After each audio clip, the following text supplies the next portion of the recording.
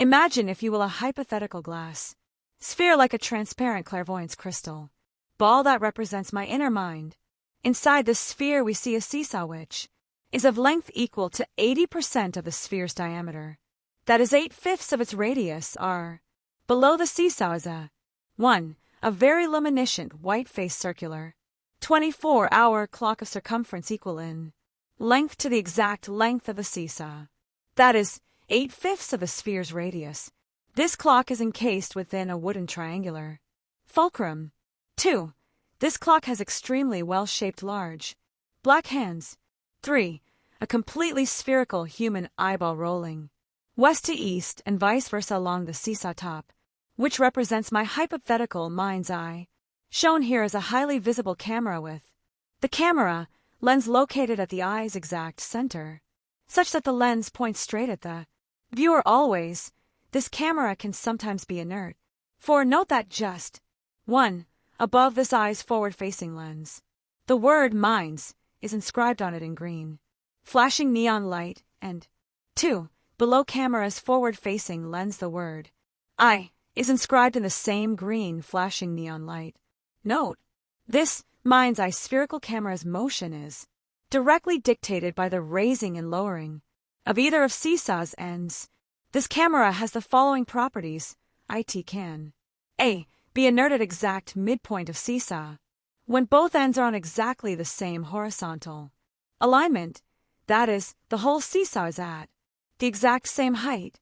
This corresponds to the time period within the 24-hour day when I am both half asleep and half awake, catnapping. In effect, let's call this position 1. B stop 1.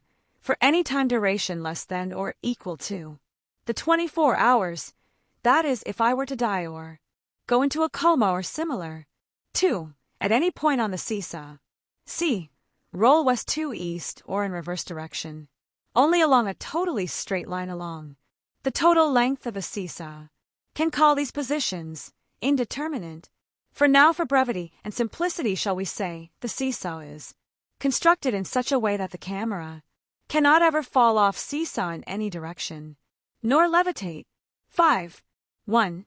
At the right end of the seesaw, yes, the viewer looks at sphere, there is a wall labeled conscious, containing a bright red flashing neon sign. 2. At the left end of the seesaw is a wall labeled subconscious, containing a bright red flashing neon sign. These walls act as buffers that prevent the camera from moving anywhere but back the way it came, or camera can just sit at the wall. So consequently, we can conclude that when neither end is raised, this mind's eye spherical camera is totally inert. That is, our mind's eye is at rest when we are half asleep and half awake. 6. The front or longest edge, which is always visible to the viewer, is marked exactly like a 24-inch ruler, but these numbers are actually the hours in a 24-hour cycle. That is, they are the actual hours in a complete clock rotation or cycle. In effect, that is, one whole day has passed when the camera travels from one end of the seesaw to the other. By definition, as this model reflects the amount of time I am asleep and awake in total during one whole day by definition. So with the higher numbers in the set, starting on the left subconscious end of the seesaw reading from left to right along this edge, and the lower numbers terminating at the right conscious end of the seesaw, where each day's end is obviously the next day's start.